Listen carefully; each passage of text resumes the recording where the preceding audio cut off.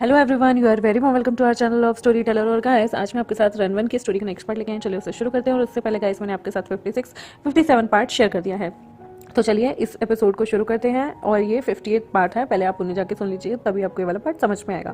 मोरन की जो drinking capacity थी वो इतनी ज़्यादा बुरी नहीं थी, लेकिन ये ऐसा था कि न्यू ईयर ईव थी और ओब्वियसली वो बहुत ज़्यादा वरिड था। और यहाँ पर वो प्रिटेंड कर रहा था जैसे कुछ नहीं हुआ, लेकिन यहाँ पर वो जो 5 जार थे उसने ली हुई बाई का ऑलरेडी स्माइल के साथ पी लिए थे। और इन द एंड फाइनली वो थोड़ा सा कंफ्यूज हो गया था। यहाँ पर शीमे जो है वो उसे खींच कर हक करे हुए यहाँ पर अपनी कमर पे उसे उठाकर लेके आता है और उसे उसके बेड पे रख देता है। यहाँ मोरन जो था उसका गला जल रहा था और वो यहाँ पर शीमे का नाम पुकारता है। उसकी हैबिट हो गई थी, जब भी वो डरता था वो उसका नाम पुकारता था। और पास्ट इतने सारे सालों में जो पीपल जो आपको अकम्पनी देते हैं उनका इस तरह से नाम लेना इट्स नॉर्मल, जो कि आपके दिल में रहते हैं। बट यहाँ पर उसका मॉस्किटो ब्लड जो था ना, वो यहाँ पर सारी चीज़ें देख देख के कहीं ना कहीं टायर्ड हो गया था। और जैसे ही वो ये बोलता है उसके बाद वो मन में उस इंसान के बारे में सोचता है जिससे वो नफरत करता है। उसके मुंह से आवाज़ निकलती है, चू एनिंग। फिर वो धीरे से बोलता है, वेनिंग आई। इतने में शीमे फ्रोज हो जाता है और वो यहाँ पर चू एनिंग की तरफ देखता है, जो कि डोर पर ही खड़ा था और वो अपनी यहाँ पर शूमैन को खींच के लेके आ रहा था। और इस टाइम पे वो जैसे ही अंदर आता है हैंगओवर सूप के साथ, वो सुनता है कि मोरन यहाँ पर कुछ बोल रहा है और वो 2 मिनट के लिए एक जगह भौचक्का खड़ा रह जाता है। और इमीडिएटली वो बिलीव करता है कि उसने जैसे कुछ गलत सुन लिया हो। वैसे भी मोरन जो है वो खुद को यहाँ पर मास्टर कह रहा था और यहाँ पर चू वेनिंग को बार बार वेनिंग कह रहा था, यहाँ वार्निंग कह रहा था। और वो यहाँ पर हेल्प नहीं कर पाता, बट वो सोचता है कि रेड लोटस वाटर पवेलियन में जब दोनों एक दूसरे को हक करके सो रहे थे तो मोरन क्लियरली जो है वो यहाँ पर उसके नाम को वार्निंग करके अपने ड्रीम में बुला रहा था। और वो यहाँ पर उसको किस भी कर देता है उसके लिप्स पे। यहाँ पर स्टिल उसे थोड़ा सा ऐसा लगता है कि मोरन के दिल में क्या कोई जगह है क्या। वो डीपली इस बारे में सोचता है, लेकिन उसके बाद वो उस थॉट्स में से बाहर आने की कोशिश करता है। चुअनिंग जो है वो हमेशा स्ट्रेट फॉरवर्ड रहता था और वो कोई भी अपनी फीलिंग को दिखावा नहीं करता था। इस मामले में थोड़ा सा डरपोक भी था। यहाँ पर धीरे से शीमे कहता है, मास्टर शिजुन। वो एक्सीडेंटली कहता है आप। तब यहाँ पर चुवेनिंग उसकी तरफ देखता है और कहता है तभी शीमे कहता है, एक्चुअली कुछ नहीं, बस मास्टर यहाँ है, क्या आप यहाँ पर मोरन की टेक केयर कर सकते हैं, मुझे पहले जाना होगा। चुवेनिंग यहाँ पर कहता है 2 मिनट रुको। फिर शीमे कहता है, मास्टर क्या आपको कोई काम है। चुवेनिंग कहता है, तुम ताओ हुआ युआन जा रहे हो ना कल। शीमे कहता है तभी चुवेनिंग के एक्सप्रेशन चेंज होते हैं और वो कहता है जाओ रेस्ट करो, बहुत सारे पीपल बाहर हैं, तुम्हें एक अच्छे रेस्ट की ज़रूरत है, जाओ। वो धीरे से रुकता है और फिर वो कहता है ठीक है, कल सुबह जल्दी आना, बिल्कुल मत भूलना। शीमे जो है फिर वहाँ से चला जाता है। चुवेनिंग जो है वो बेड की तरफ जाता है और यहाँ पर वो मोरन को हेल्प करता है। वो उसे हैंगओवर सूप पिलाता है एक एक चम्मच से। मोरन को ओब्वियसली उसका कड़वा टेस्ट अच्छा नहीं लग रहा था, वो उसे वोमिट कर देता है उसे पीने के बाद। और फिर उसके बाद वो उसे बाहर निकाल देता है। यहाँ वाइन जो उसके अंदर थी ना, वो उसके मूड को थोड़ा अलग सा बना रही थी। वो अपनी आंखों को खोलता है, चुवेनिंग को देखता है अपनी आधी अधूरी आधी खुली हुई आंखों से ड्रंकन स्टेट में और कहता है शिजुन। यहाँ पर चुवेनिंग कहता है मैं यही हूँ। फिर वो जोर से हंसता है। चुवेनिंग उसी की शक्ल पे देख रहा था और फिर वो बोलता है ब्रदर इमॉर्टल। चुवेनिंग उसकी शक्ल पे देख रहा होता है और जैसे ही वो ये बोलता है वो अपने पेट के बल लेट जाता है और सो जाता है। चुवेनिंग जो है वो वरिड था कि उसे ठंड लग जाएगी। वो थोड़ी देर उसके पास खड़ा रहता है और उसके बाद उसके लिए कंबल खींचकर टाइम टू टाइम उसे ढकता रहता है। बेडरूम के बाहर बहुत सारे डिसाइपल जो थे वो अपने बेड पे अभी तक नहीं गए थे। यहाँ पर सारे के सारे कल्टिवेशन वर्ल्ड के जो लोग थे उनकी हैबिट थी वो थोड़ी देर तक लोगों को देखते रहते थे। स्टिल उनके स्मॉल ग्रुप्स बने हुए थे जो कि एक दूसरे से मजाक कर रहे थे, बातें कर रहे थे और मैजिक स्पेल्स कर रहे थे।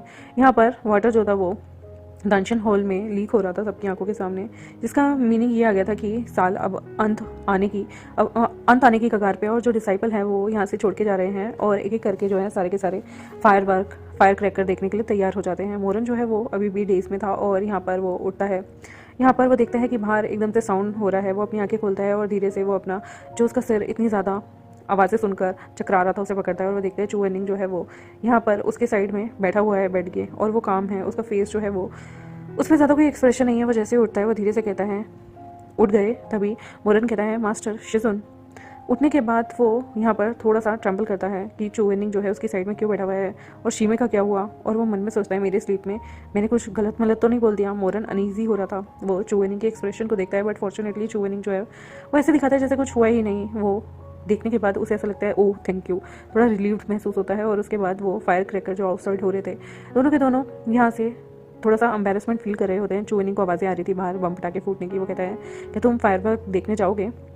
मोरन कहता है शीमे कहाँ है। ये 2 सेंटेंस जो उसने बोले थे नए के टाइम पे अब रिग्रेट करने का कोई फ़ायदा नहीं था। मोरन थोड़ा सा सरप्राइज़ हो जाता है, उसकी आंखें चौड़ी हो जाती हैं और उसने कभी नहीं सोचा था कि वो यहाँ पर इतनी देर तक चुवेनिंग के फेस को देखता रहेगा। थोड़ी सी साइलेंस के बाद चुवेनिंग जो है वो थोड़ा सा इनडिफरेंटली हो जाता है। वो यहाँ पर दरवाजे को खिसकाता है और उसके बाद वो अपना आधा फेस जो है टर्न कर देता है और वो कहता है कि ये सिर्फ ओल्ड एज का नतीजा है, तुम्हें सो जाना चाहिए या फिर तुम जाकर उसे ढूंढ भी सकते हो।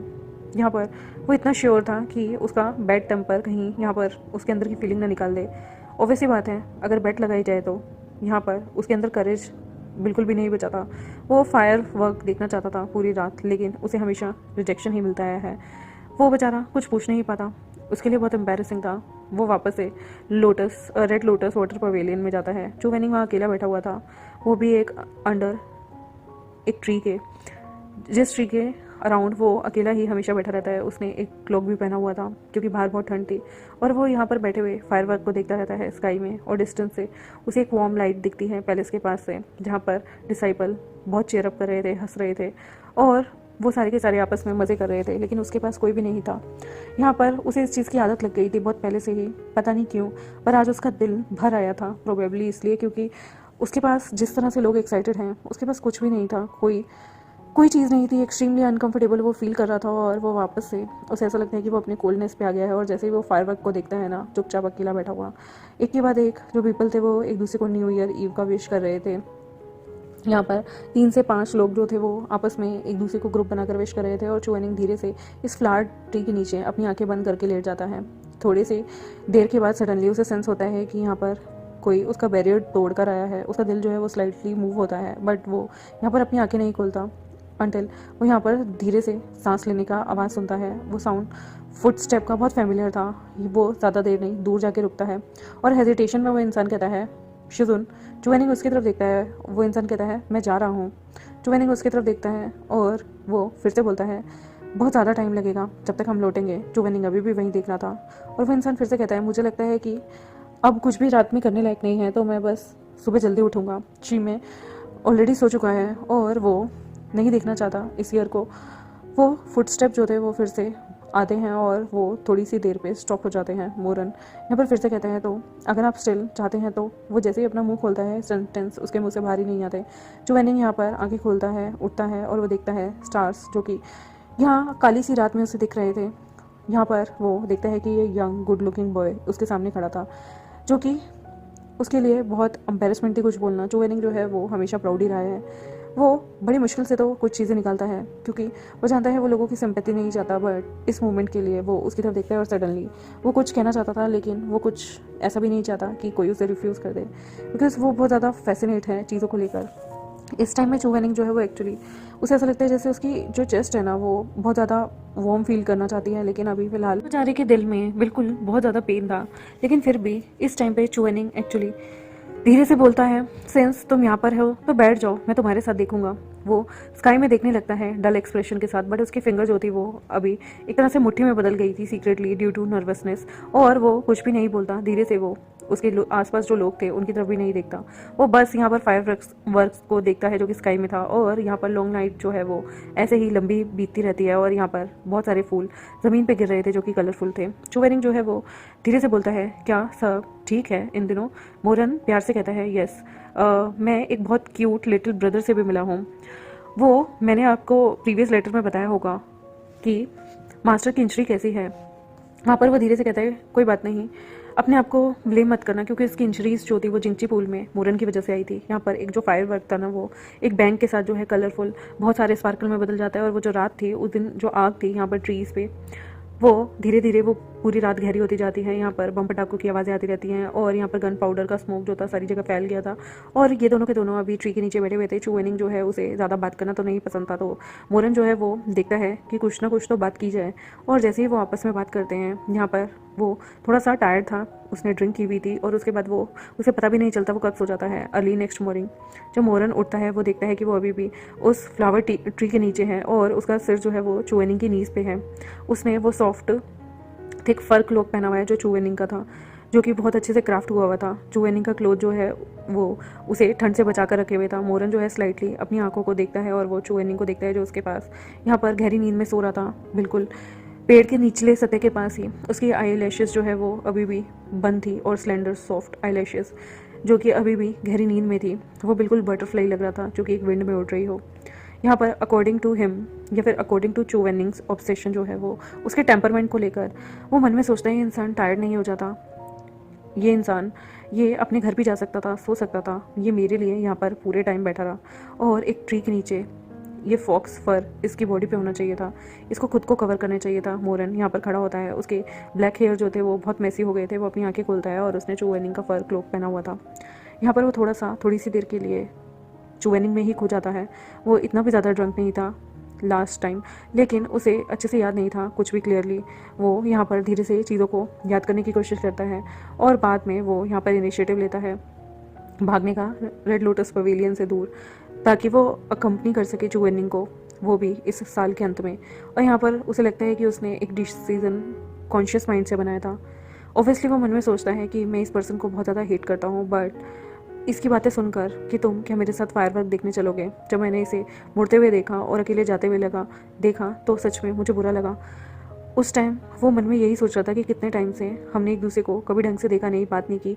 पिछले जो लाइफ टाइम की जो एनिमिटी थी या जो भी गुस्सा था वो मैं अपने दिल में इस लाइफ टाइम में नहीं रख सकता। जो वेनिंग बहुत लोनली है और ये मैटर नहीं करता कि कौन उसके साथ स्टे करेगा, लेकिन शाम ढलने के बाद ओकेजनली मैं यहाँ आ गया, मैं डिग्निफाइड मैनर से मैंने इसे ढूंढा, लेकिन जब पीछे मुड़ के देखता हूँ तो मुझे सच में ऐसा लगता है कि चू वेनिंग जो है तब तक उठ चुका था। मुरन धीरे से कहता है, मास्टर यहाँ पर ये जो मैन जो कि अभी सो रहा था वो कहता है, वेल तुम अभी तक नहीं गए।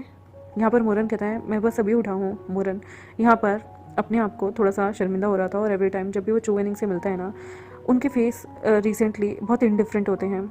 ऐसा लगता है जैसे उनके पास बात करने के लिए बहुत कुछ है और कुछ भी नहीं है। थोड़ी देर वो ऐसे ही रहता है और मोरन सडनली याद करता है कि चू वेनिंग का क्लॉक वो अभी भी उस पर है। क्विकली वो उसे उतारता है और वो रैप कर जल्दी से जल्दी वो दूसरे के शोल्डर पे रख देता है। यहाँ पर वो उस क्लॉक को चू वेनिंग को देता है और वो नोटिस करता है कि चू वेनिंग ने 3 लेयर इनसाइड कपड़े पहने हुए थे और यहाँ पर उसने कोट भी नहीं पहना हुआ था, उसे ठंड लग जाएगी। और यहाँ पर वो पहले से और भी ज़्यादा पतला लग रहा था। वो यहाँ पर थोड़ी मोमेंट के लिए एंशियस हो जाता है और सोचने लगता है ये इंसान कितना क्लमजी है। मोरन अभी भी उसे देख रहा था, चू वेनिंग उसकी तरफ देखता है। वो यहाँ पर धीरे से अनटाई करता है एक चीज़ को और वो कहता है, कोई बात नहीं, मैं अपने आप कर लूँगा। मोरन उसकी तरफ देख के गुड बोलता है और यहाँ पर वो धीरे से बोलता है, सॉरी। मोरन फिर उसके बाद कहता है, नथिंग। मोरन जो है यहाँ पर खड़ा होता है और कहता है, मास्टर मुझे अपने बैग्स भी पैक करने हैं और ब्रेकफास्ट भी करना है और उसके बाद जाना भी है। यहाँ पर चू वेनिंग कहता है, तो यहाँ पर वो बोलता है कि क्या आप मेरे साथ जाकर खाना खाना चाहेंगे। और ये कहने के बाद वो मन में सोचता है, मैं ये क्या कर रहा हूँ, मैं चू वेनिंग को क्यों बुला रहा हूँ। चू वेनिंग 2 मिनट के लिए रुकता है और वो कहता है, कोई बात नहीं, तुम जाओ, तुम खुद से जाओ और खा लो। मोरन जो है वो अफ्रेड था ये शायद उसे डांट पड़ेगी, लेकिन उसके लिए मोर शॉकिंग था। फिर वो कहता है, ठीक है, मैं पहले जाता हूँ। चू वेनिंग कहता है, ओके। मोरन उसके बाद चला जाता है और चू वेनिंग वहाँ उस ट्री के नीचे एक्सप्रेशनलेसली बैठा रहता है और सपोर्ट करता है ट्री के ट्रंक को। यहाँ पर वो धीरे से खड़ा होता है, लेकिन उसकी टांगें बेचारी जिस पे पूरी रात मोरन सोता रहा, उसे ऐसा लग रहा था जैसे अब ये अनकॉन्शियसली काम ही नहीं कर रही। वो बेचारा चल भी नहीं पा रहा था, बड़ी मुश्किल से वो ट्री को पकड़ के खड़ा होता है और यहाँ पर उसका ब्लड सर्कुलेशन जो था वो रिकवर होने में थोड़ा टाइम लेता है। चू वेनिंग यहाँ पर अपनी जैसे तैसे अपने लंगड़ाते हुए अपने रूम में पहुँचता है और श्योर इनफ वो यहाँ पर पूरी रात में ठंड में बैठा हुआ था और यहाँ पर कोई भी स्नो नहीं थी ग्राउंड में। यहाँ पर उसे चिड़ियों की चहचहाहट सुनाई देती है। यहाँ पर वो ज़ोर से छींके मारता है और इमिडिएटली उसकी जो आइज़ थी वो लाल हो गई थी। इवन वो अपनी नोज़ को भी कवर करता है हैंकी से। चू वेनिंग जो है वो खुद में सोचने लगता है, क्या वो मरने वाला है, उसे इतनी ज़्यादा ठंड क्यों लग रही है। एल्डर यू हैंग यहाँ पर गोल्ड्स और मार्शल आर्ट के सबसे बड़े 3 वेपन्स उसके पास हैं।